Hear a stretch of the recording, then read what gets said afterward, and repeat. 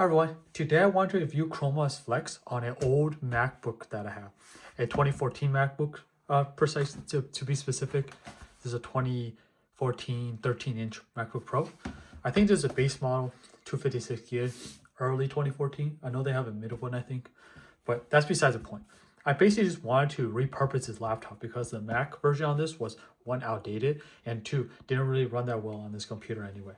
And Chrome OS is pretty light, and all I really want to use this for is browsing stuff and doing some document work or whatever, right? If I want to write a paper or watch YouTube.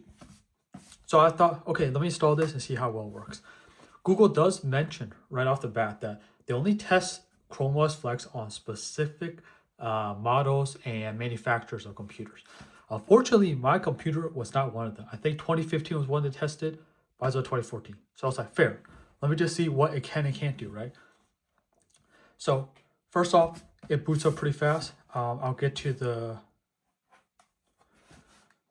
login page in a second, but so I'll just and now we're inside computer.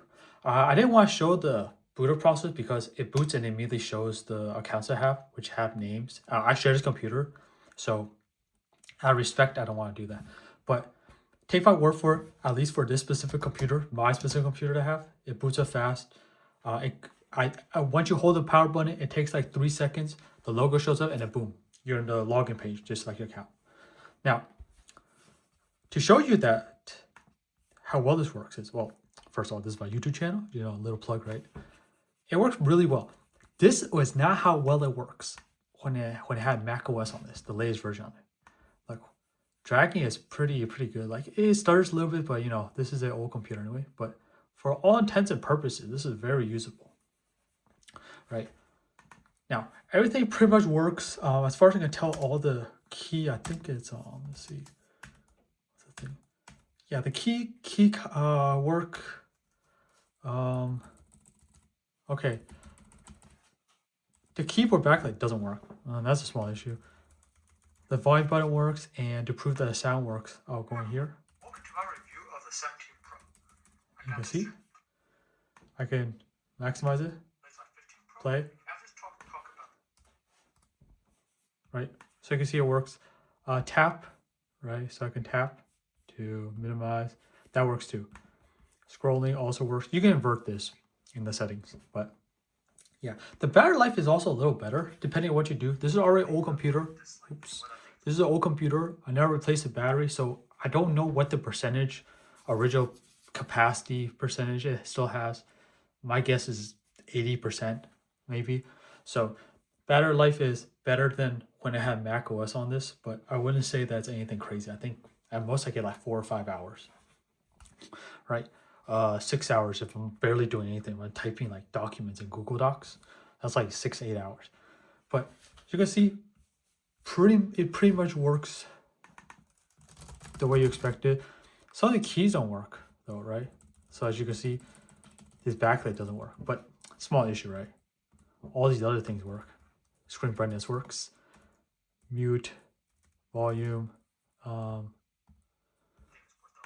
me see.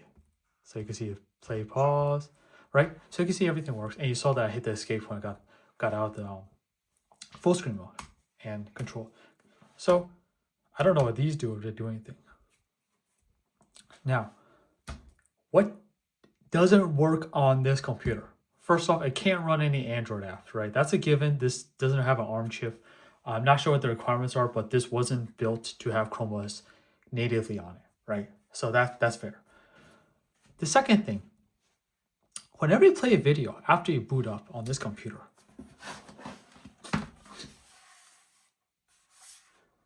the microphone port lights up with this red thing.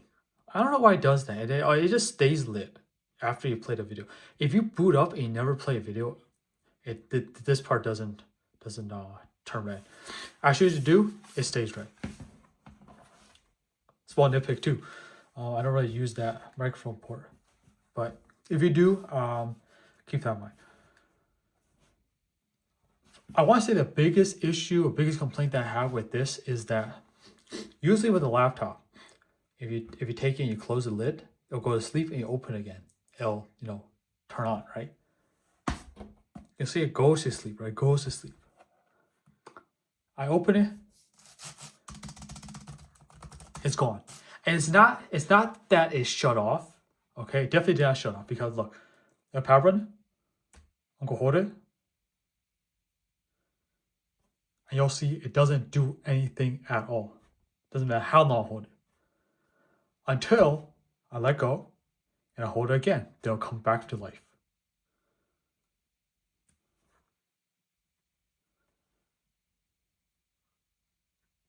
Oh, see that thing? Chroma flex. But yeah, again, I skipped the whole boot up animation.